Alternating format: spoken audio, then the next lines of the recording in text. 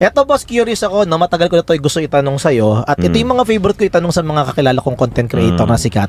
Ano yung mga perks na na-enjoy mo ngayon na sikat kang content creator?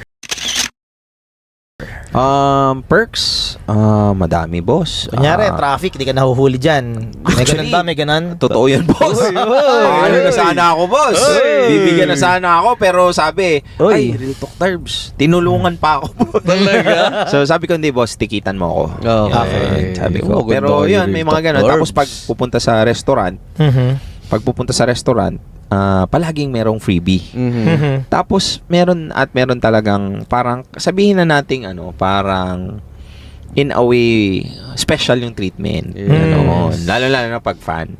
Though hindi ko tinitake advantage naman yun. Pero nakakatuwa lang kasi I mean, na kasi sa atin yun sa Pilipino parang likas na sa atin ang mapagbigay, lalong-lalo na when it comes to service.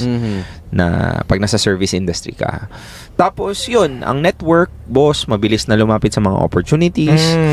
Yung influence. That's the reason bakit yung iba, kung talagang gusto nyo talaga ng content creation, i-build nyo talaga. Kasi, ngayon kasi nare-realize ko na ang meta na ngayon, kung meron kang influence, you have to build a business that you believe in.